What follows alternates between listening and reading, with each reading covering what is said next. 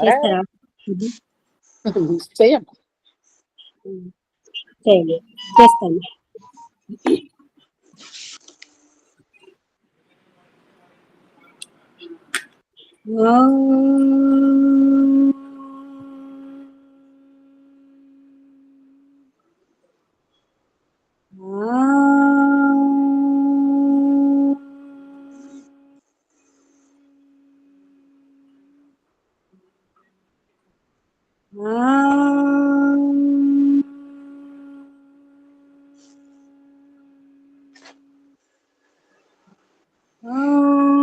भूर्भुवः स्वाहा तत्सवितुर्वरेण्यं भर्गो देवस्य धीमहि धियो यो न प्रचोदयात्।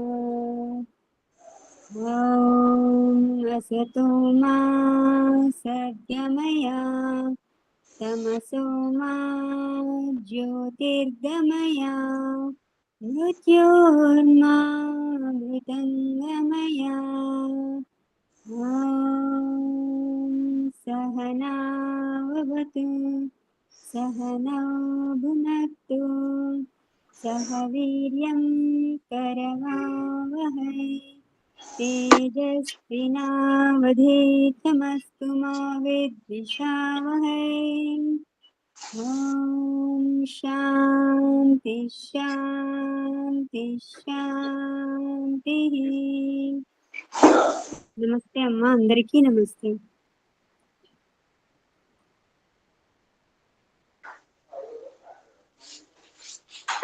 నమస్తే. మనం ధ్యానులము అంటే మన ఆత్మ యొక్క చైతన్య స్థితిని ఎల్లప్పుడూ జాగరూకంగా చూసుకోవడం.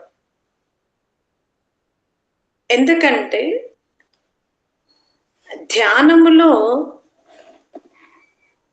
ఈ సమస్త భౌతిక ఇంద్రియ గోళాల వ్యవహారం ఉండదు. అటులనే ఈ ఇంద్రియ గోళాల ద్వారా అనుభవించినటువంటి సుఖ దుఃఖ స్మృతి కూడా ఉండకూడదు.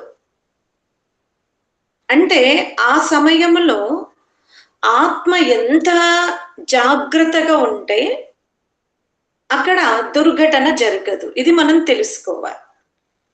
అయితే అవిద్యనే కర్మాశయానికి మూలము అని తెలుసుకున్నాం. అవిద్య అంటే ఏమిటి? అస్మిత, రాగము, ద్వేషము, అభినివేశం. అవిద్య అంటే 5: అస్మిత, అవిద్య, అస్మిత, రాగము, ద్వేషము, అభినివేశం.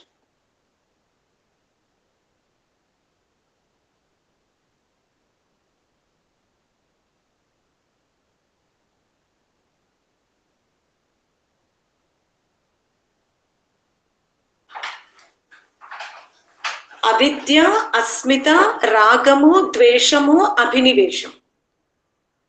ఈ 5 క్లేశములను మనము బాగా గుర్తుపెట్టుకోవాలి. ఈ పంచక్లేశాల వల్లనే మనకు కర్మాశయం యొక్క నిర్మాణం జరుగుతుంది. అటులనే ఈ కర్మాశయము విపాకానికి చెందినప్పుడు, పాకమైనప్పుడు అది మనకు జన్మల ద్వారా సుఖ దుఃఖాలను ప్రసాదిస్తూ ఉంటుంది కర్మాశయం. అందుకనే మనము ధ్యానమును చాలా జాగ్రత్తగా అవలంబించుకోవాలి.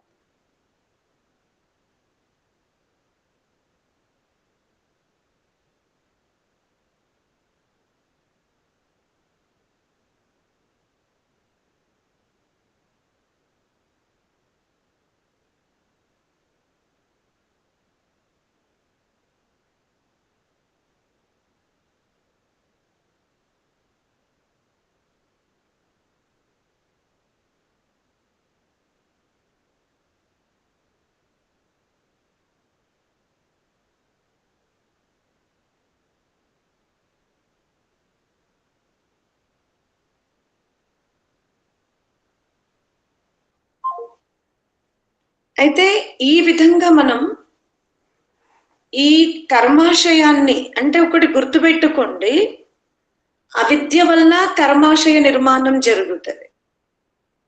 ఎప్పుడైతే కర్మాశయం ఉంటుందో అప్పటి వరకు జన్మలు ఉంటవి.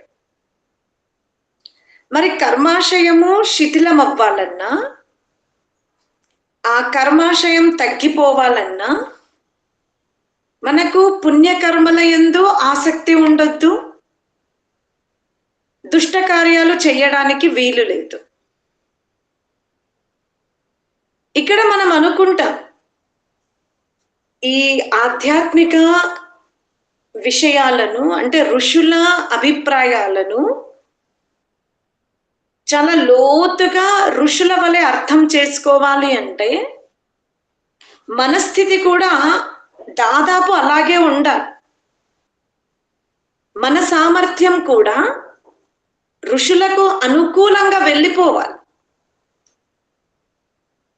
అంటే మననము చెయ్యకుండా, నిధిధ్యాసనము చెయ్యకుండా, చర్చించకుండా ఋషుల అభిప్రాయంను తీసుకోవడం కాదు. ముందు శ్రవణం అంటే వినాలి, ఋషి ఏం చెప్పదలుచుకున్నాడు. అందుకనే వేదములను కూడా మనం శృతులు అంటాం. అంటే ముందు మనం వేదముని వినాలి.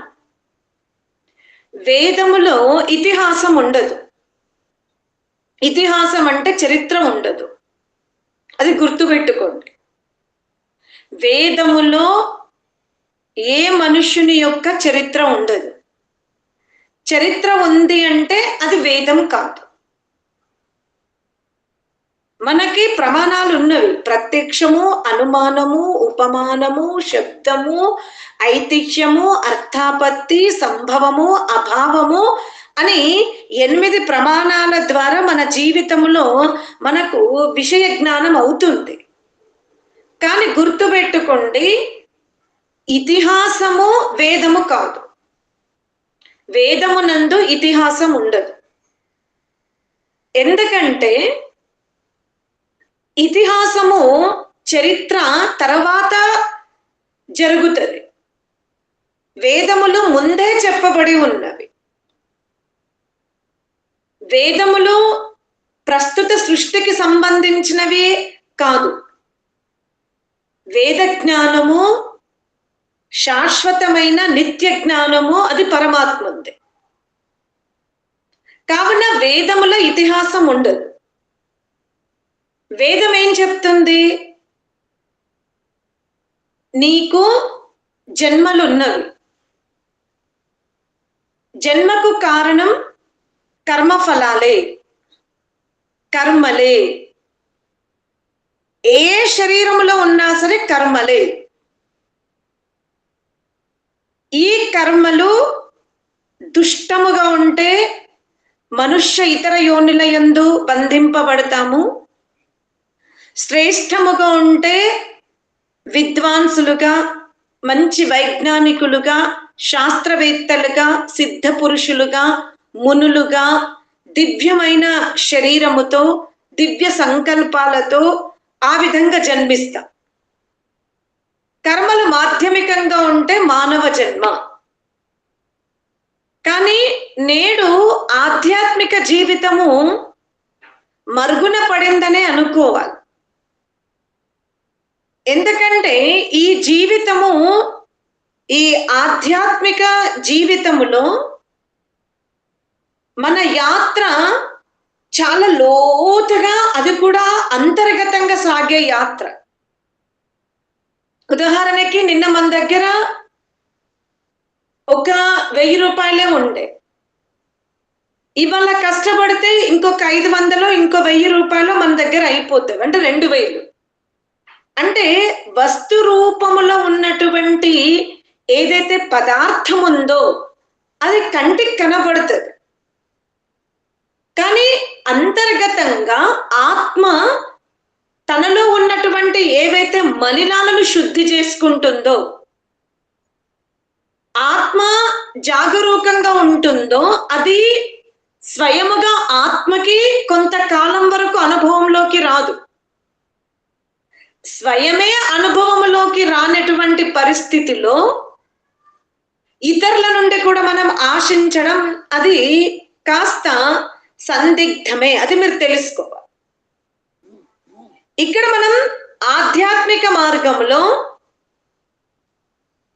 నిత్య జీవితంలో చాలా జాగ్రత్తగా ఉండవలసి వస్తుంది. ఈరోజు సూత్రం ఏంటి? పరిణామ తాప సంస్కార దుఃఖైర్ గుణవృత్తి విరోధాచ దుఃఖమేవ సర్వం వివేకినః. ఈ సూత్రాన్ని ఒక 4-5 సార్లు 10 సార్లు నాలుకలో అంటే నోటిలో నృత్యం చేసుకోండి. పదే పదే ఈ సూత్రాన్ని వల్లించుకుంటూ. పరిణామ తాప సంస్కార దుఃఖైర్ గుణవృత్తి విరోధాచ దుఃఖమేవ సర్వం వివేకినః. ఇక్కడ మనుష్యునః ప్రాణినః అనలేదు, చాలా జాగ్రత్తగా గుర్తుపెట్టుకోండి. వివేక జ్ఞానము ఏర్పడిన వారికి, వివేకము అంటే చాలా లోచూపు యాత్ర జరిగిన వారికి, సమాధి స్థితికి వెళ్ళిన వారికి, ధనం మూలం ఇదం జగత్ కాకుండా ధ్యాన మూలం ఇదం శరీరం,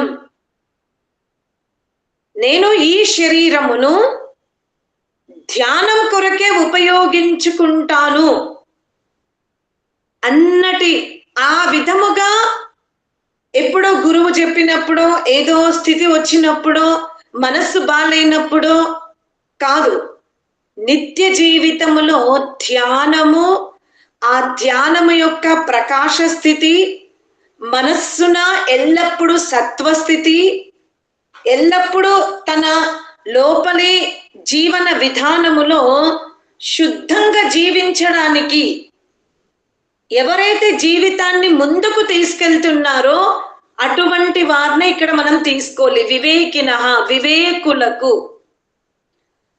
పరిణామ దుఃఖం. ఇప్పుడు ఉదాహరణకి లోకములో ధనము, సంతానము, భార్య, భర్త, ఇష్టమిత్రులు, వీళ్ళందరూ ఎంత ఎక్కువ సమూహం ద్వారా మనం వాళ్ళతో ఉంటాము, అది మనం సుఖం అనుకుంటాం. పిల్లలు, భార్య, భర్త, ఇష్టమిత్రులు, వస్తు సామాగ్రి, ఇదంతా మనం సుఖం అనుకుంటాం. కానీ వివేకవంతునకు సంతానములో దుఃఖం అగుపడుతుంది, ఇష్టమిత్రుల యొక్క వ్యవహారములో దుఃఖం అగుపడుతుంది. అంటే బంధువులు, ఇష్టమిత్రులు, భార్య, భర్త, సంతానము, వీళ్ళు చేతన ప్రాణముతో ఉన్న శరీరాదులు. అంటే శరీరాదుల యందు చేతనముగా ఉన్నారు, అంటే ప్రాణముతో ఉన్నారు వీళ్ళంతా. అక్కడ ఆత్మ ఉంది. కానీ వివేకవంతునకు ఆ సంతానము ద్వారా కలిగే సుఖములో వెనుక కూడా దుఃఖమే అగుపడుతుంది.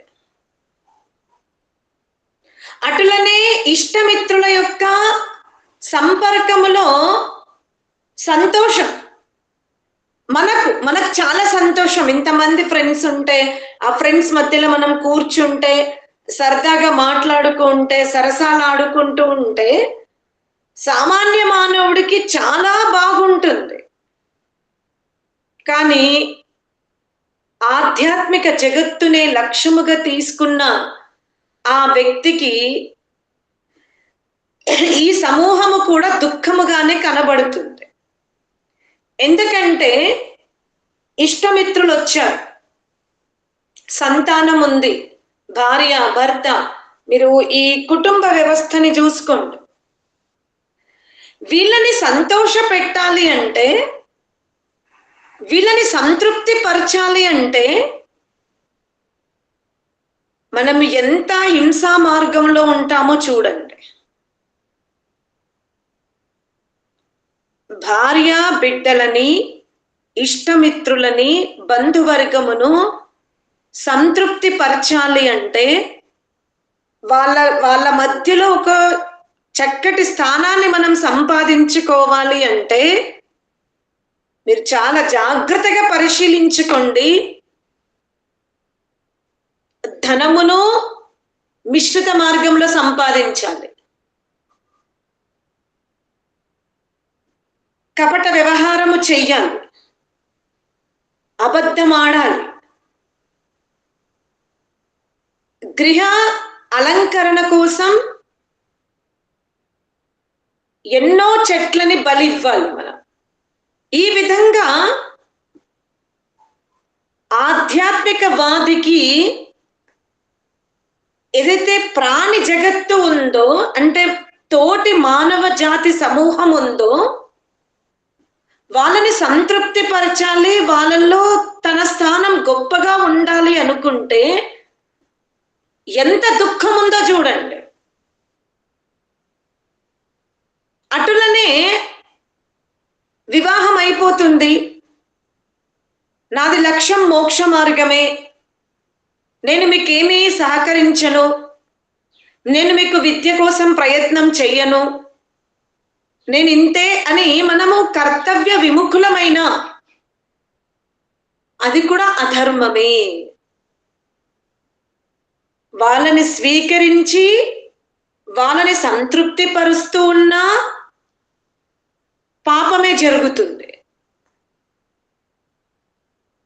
వాళ్ళని నేనేమి చెయ్యను, వివాహం చేసుకున్నా అంతే, మా పెద్దలు చెప్పారో ఏదో చేసుకున్నా అయిపోయింది, కానీ నేను మీ యొక్క సౌకర్యవంతమైన జీవితానికి నేను బాధ్యత నిర్వర్తించను అన్నా కూడా దుఃఖమే. ఇది ఎవరు చూశారు అంటే వివేకవంతుడు గమనించాడు. మనమందరము ఆల్రెడీ బావిలో పడ్డాము, ఇప్పుడు అనుకుంటున్నాము నాకు మరొక జన్మ ఉంటే నేను అసలు వివాహంలోనే బంధింపబడను అని. కానీ మీకు తెలుసు,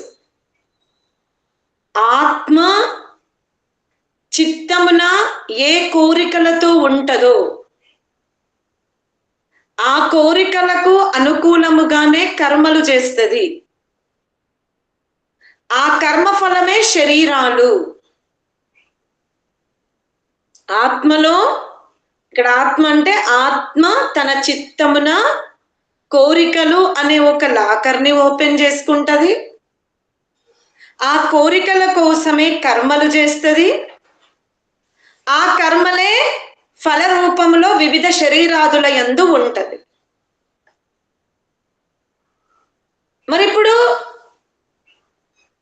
మనం ఈ బంధనములో ఉండకూడదు అంటే దేన్ని నిర్మూలించుకోవాలి మనం?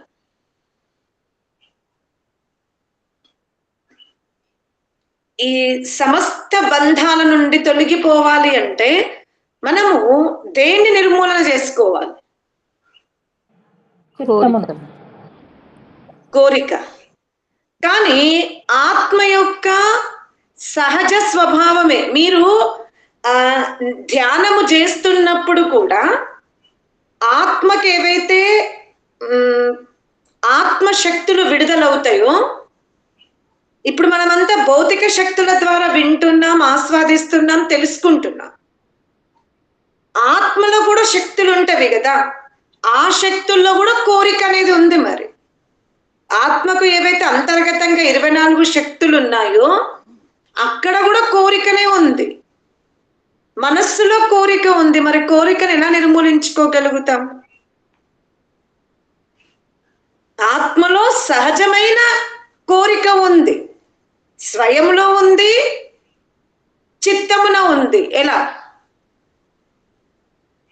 కోరిక ఉంది కాబట్టి కర్మలు చేస్తుంది, కర్మలకు ఫలమే శరీరాలు. మరి ఇది ఎలా అనేది మీరు తెలుసుకోవాలి. ఆత్మ అయితే కోరిక లేకుండా ఉండదు, అది కోరిక ద్వారానే పురుషార్థం చేస్తుంది. కోరిక ఉంది కాబట్టే శ్రమ చేస్తుంది. కోరిక లేకపోతే ఆత్మ ప్రయత్నమే చెయ్యదు. ఎలా మరి ఇప్పుడు అంత చిక్కుతుందా? చెప్పండి అమ్మా.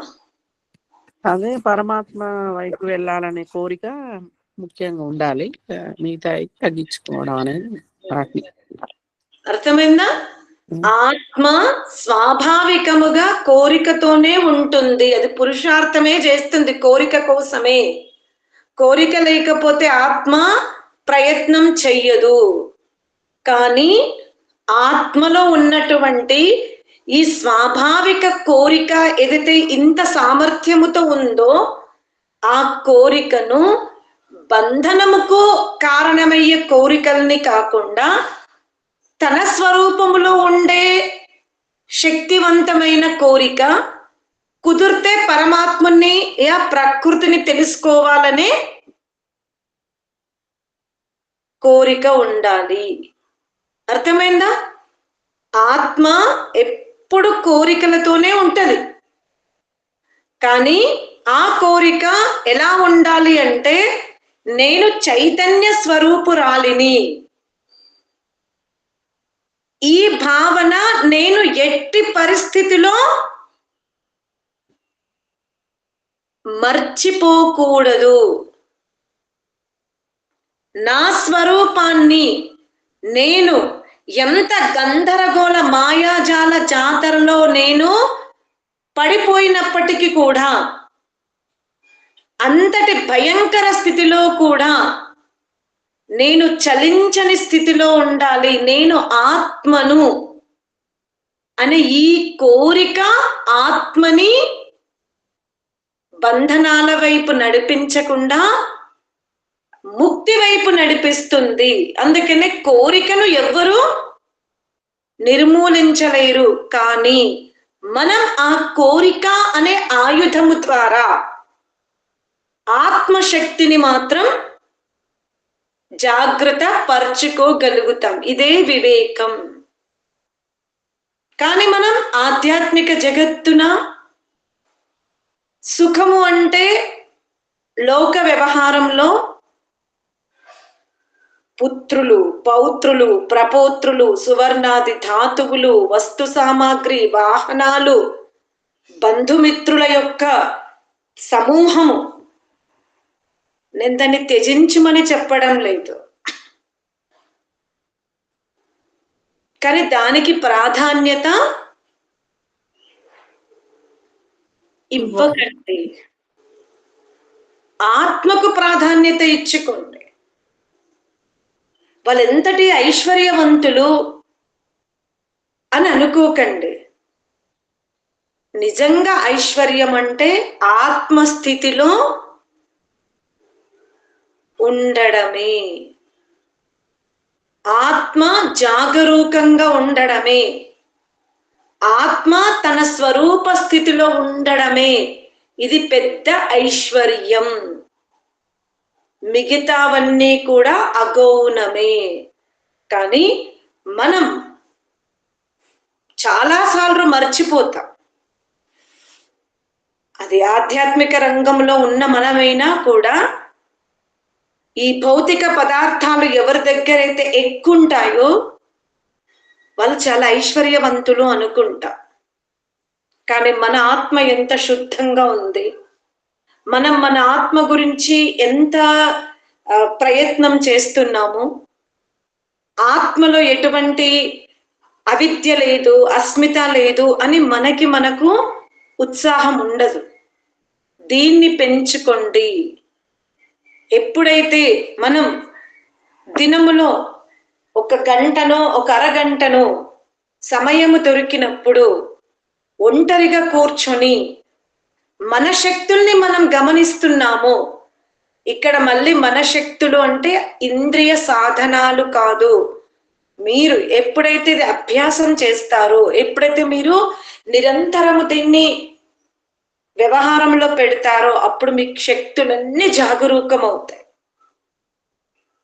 వాటిని ప్రతిరోజు ఆస్వాదించే ప్రయత్నం చేస్తే మనలో నిరాశ తత్వం తగ్గుతుంది, ఎందుకంటే పరిణామ దుఃఖం, భార్య, భర్త, పిల్లలు, ఇష్టమిత్రులు, బంధువర్గం, వీళ్ళల్లో ఎంత సుఖం ఉందో, అంటే వీళ్ళ ద్వారా మనకు ఎంతటి సుఖము లభిస్తుందో, కొన్నిసార్లు దానికి 1000 దుఃఖము కూడా మనం అనుభవించవలసి ఉంటుంది అని నేను ఇవాళ పరిణామ దుఃఖము గురించి మాత్రమే చెప్పా. ఓం శాంతి శాంతి శాంతి.